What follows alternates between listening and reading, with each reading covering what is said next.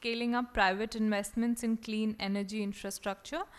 May I invite Dr. Rajat Kathuria, Mr. Amar Bhattacharya, and Dr. Pierre Jacquet to please come up on the dais.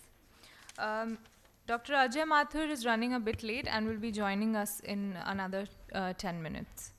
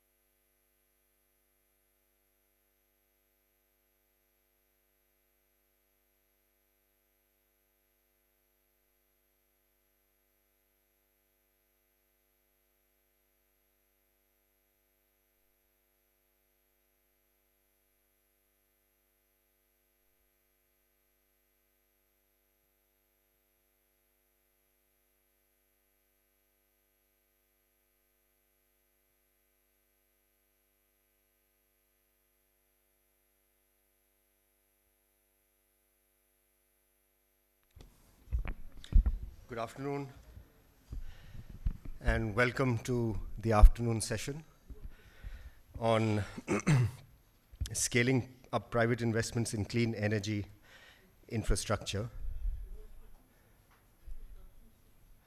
This is the graveyard shift, post-lunch. But I'm happy to see a sizable presence in the audience, and it reflects the importance of this topic. We have 3 speakers in this session, and I'm not going to, as following the tradition of the previous chairs, I'm not going to read out their CVs. They are all eminently qualified to speak on this session. We have Dr. Ajay Mathur, the Director General of TERI, who's about to join us. He's been called by the Minister for a meeting, but he will soon be joining us. We've heard from him. Mr. Amar Bhattacharya, Senior Fellow, Global Economy and Development Program, Brookings Institution. Those of you who kind of follow the subject of climate change will have read his writings, and if I may add, excellent writings on the subject of financing infrastructure for climate-friendly development. And Dr. Pierre Jacquet, who's been associated with research in the capital and with ICRIER in the past. He's the president of Global Development Network, which is based in Vasant Kunj. They have a very nice office in Vasant Kunj. So these are the 3 speakers. So I will start with Amar Bhattacharya will set the ball rolling. He's got experience in G20. If I could just briefly link up this session with what has been said in the previous sessions, especially on infrastructure. You would recall a comment that was made yesterday on the session on infrastructure, is that the infrastructure requirements are huge, and they exist in models, and they exist in economists' minds. And those infrastructure requirements could range between, one estimate by the G20 is $70 trillion. The work that we did for the NCE, with which Amar is associated, I believe that report said the infrastructure requirements, this is up to 2030, are $90 trillion. So if you look at the range between what was said yesterday and what the NCE is quoting, in percentage terms, it's not a wide variation, but in absolute terms, $20 trillion is just about the size of the US economy. So please come, Ajay. And therefore, so there's this range of estimates of what is required.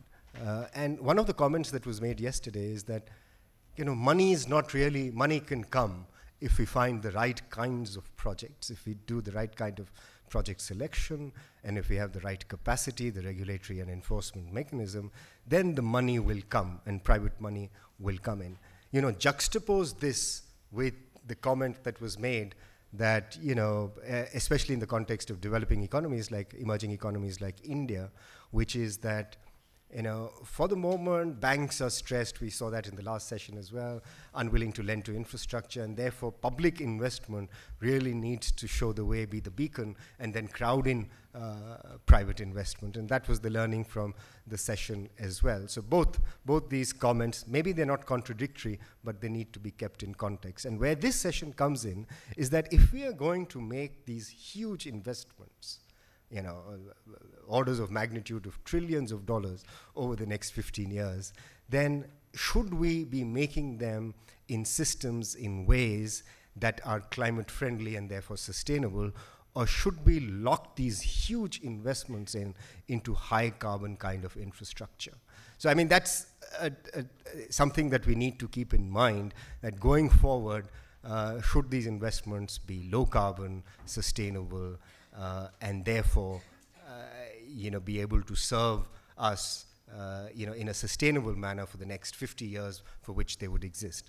And in ICRIER, we've done some work on urbanization, and I'll stop here after this comment, which suggests that 80% of our infrastructure that will exist in 2050 has not been built yet. And this is kind of, relating to both commercial, residential, where, peri-urban areas becoming urbanized, and rural areas kind of developing, by 2050, a lot of that will happen, and we'll be rolling out a lot of infrastructure. And so the question we ask is, does it make sense to invest in low carbon infrastructure as opposed to the business as usual scenario? We'll have much more to say about this come March, because the project is underway. But with these initial comments and with the question open to the panelists, including Ajay, who will be with us shortly, is, where is this money going to come from? And what are the institutional mechanisms that we require to get this kind of money, to get the private sector interested in scaling investments in a sustainable manner, in climate-friendly manner, and what can the G20 do about this? So with those opening remarks, let me welcome Amar. Thank you so much for coming to ICRIER. I believe this is your first time, and hopefully not the last. The floor is yours.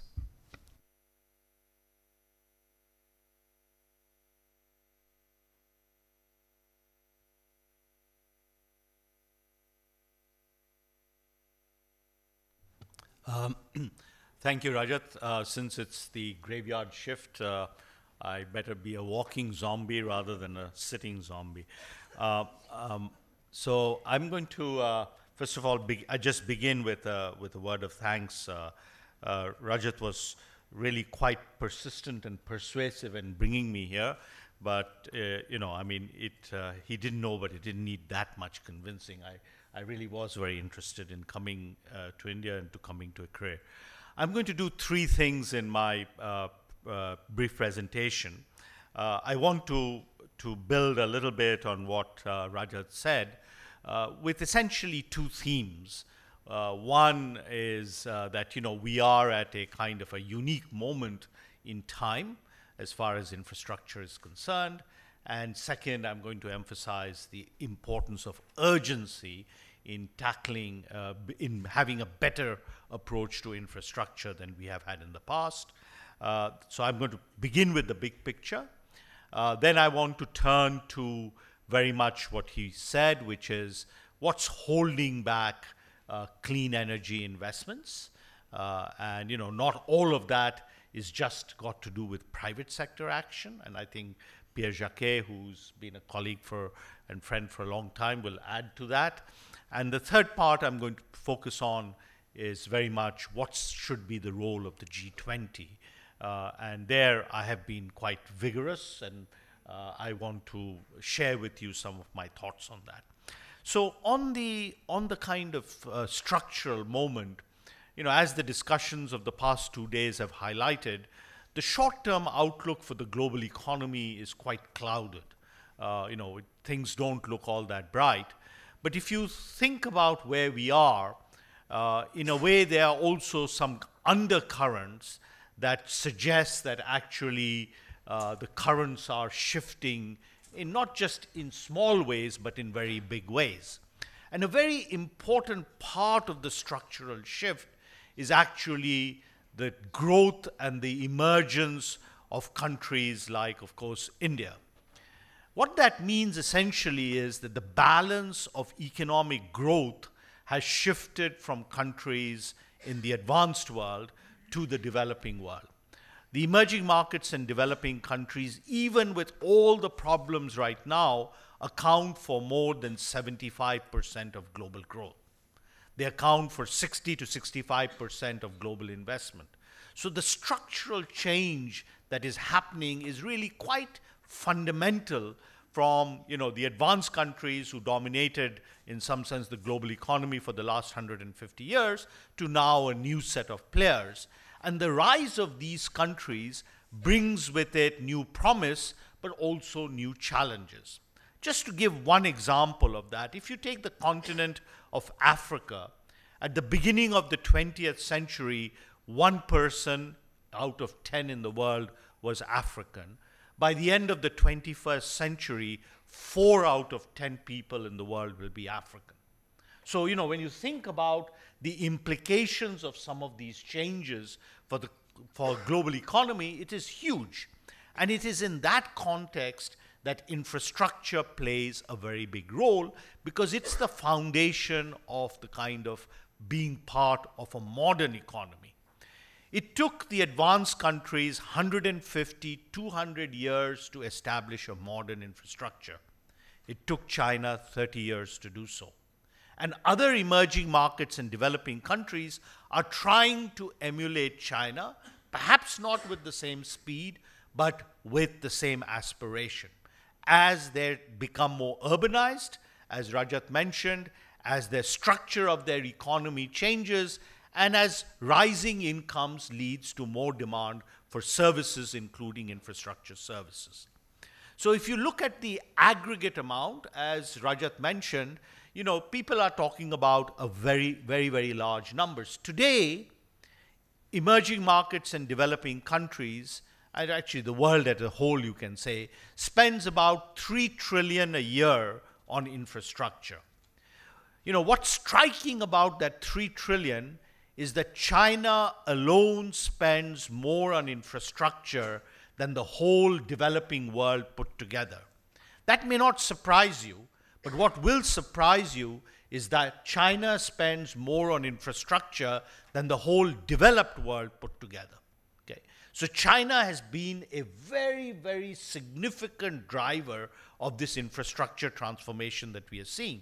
But going forward, it will be non-China developing countries, including especially India, where there will be a huge need for infrastructure in cities, in energy systems, in transport, in land use, and the like, and also water.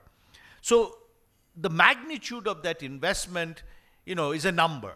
You can think about it as 70 trillion, 90 trillion. What number is that? The best way to benchmark that number is the entire total infrastructure capital stock of the world right now is 50 trillion. So the ambition of the world is to, in some sense, double the infrastructure stock in a matter of 20, 25 years. A huge transformation. If we did it well, it will be a great boon in terms of sustainable growth and poverty reduction. If we do it badly, we will be literally stuck in the water because we will have destroyed the planet. So in some sense, the choices that are going to be made in this period is going to have a huge impact, not only in terms of development, but also in terms of climate. And this year is a very good year to focus on it, because in 2 weeks or so, we will have the UN leaders of the world coming to set the goals for the year 2030 through the adoption of this post-2015 development agenda and the sustainable development goals. And in Paris, in December, we will have the climate summit. And if you think about the climate summit, it's fair to say that countries today, India, China, United States, Europe, Japan, everyone is coming forth with more ambitious commitments than they have in the past. And particularly, I would say the change on the part of the United States is more striking, because the United States has been a country where almost there was a denial of climate change, but this administration, led by President Obama, has made the climate agenda very much to the forefront and has come forth with an INDC commitment, as we call it, that is really quite ambitious. And the same is true for China. The same is true for countries like Mexico. India is in the same mold right now. Europe is also stepping up its ambition. So everybody is doing that. But when you add it all up, it falls far short of the aggregate emissions target in order to get to stay within the 2-degree range. So more is needed to be done. And the more that needs to be done is not about climate, it's actually about fundamentally changing investment and growth strategies. So those of us who work on this agenda see this not just as a narrow climate agenda, but it's an agenda of how can you go on to more sustainable growth paths that deliver both on the development agenda as well as on the climate agenda. And it is in that context that we have to think about scaling up infrastructure in clean energy. Energy accounts for roughly about 30% of the infrastructure demand that I talked about. And of course, we know that current energy patterns, both with regard to production as well as with regard to consumption, are quite unsustainable. So the question is, how do you go from the current pattern to a better pattern? And the best way to think about it is, what are the impediments that are holding back investments in large-scale clean energy infrastructure? The first distortion is really that the prices that prevail in terms of the signals for investment are fundamentally distorted. And there are two main distortions that permeate all investments in all countries, almost. The first is massive energy subsidies. Okay, so the OECD and the IA estimate that energy subsidies in the world are in the order of about $90 billion a year. Not a very large number, if you think about it in the scale of what I was talking about, but the impact of those energy subsidies is huge. The IMF estimates that the costs of energy subsidies in terms of not just the direct costs, but the indirect costs is a massive, a walloping 5.8 trillion a year. Why? Because as we know here in India, and you just have to step outside on the street, the biggest cost associated with bad energy is pollution. In China, which is the worst case, breathing the air of Beijing is tantamount to smoking 40 cigarettes a day. It's that bad. And India is following in the same suit. So, the costs are not just in terms of carbon, it's actually much more pervasive and much more damaging. So addressing the energy problem is not just a question of climate, it's actually a question of basic human health and poverty. The second distortion we have is we don't have any carbon price. At the moment, only 12% of global carbon emissions is subject to some kind of regulation or price. And without a carbon price, why would you expect investment decisions to be made on the basis that carbon is a negative externality? So getting agreement on a carbon price corridor is another important kind of necessity in order to be able to get a better regime. The second impediment, you can think about it as an impediment, but you can also think about it as a positive fact, that most of the decisions on infrastructure, even if they are made by the private sector, ultimately start with the government. Governments decide, in some sense, infrastructure plans, infrastructure grids, infrastructure development, both directly through PPPs and through initiating private investments. The good part about that is that the public sector, if it gets its act right, could, for example, use a shadow price to evaluate choices in terms of investments. It can set sustainability criteria. It can do things that can improve, in some sense, the balance towards clean energy. But if it is on the other side, where in some sense it is not doing those things, it can of course be part of the problem, as is often the case in many jurisdictions. The third factor that is an impediment is the availability and affordability of finance. And let me give an example, and I'm going to use India as just to illustrate it. If you think about building a small solar plant in the United States, and let's say it costs 100 units, in theory, building it in India should be cheaper because our labor is cheaper, the cost of the capital good is the same. But actually in India, operating efficiencies are not as high, so the capital cost, the labor cost advantage tends to be wiped out in some sense by the construction inefficiencies and the like. So in the end, the differences is not that high. But financing costs in India are 30 to 40% higher than they are in the United States. For anything that is capital intensive, costs of finance acts as an amplifier. Why? Because in order to recoup that finance, especially if the payoff period is long, I have to finance it over a long period of time. In the United States, interest rates are 2-3%. But in emerging markets and developing countries, costs of finance are 500, 700, 800 basis points above benchmark. So what that means is that the costs of something that is more capital intensive or more upfront tends to be amplified. In theory, therefore, the availability of affordable finance can be a huge impediment to making the right choice. If finance is a huge constraint, I will choose the dirty coal option. If finance is a huge constraint, I'm not going to go for renewables.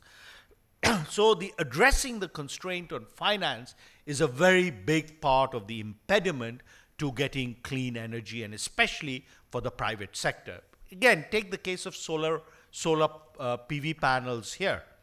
They are largely imported. There is no mechanism to properly hedge that right now. Because the costs of hedging are high, the costs of those panels to the private investor becomes very high. These are not kind of rocket science things to fix, but it's a very, very big part of the problem that we do not have a financing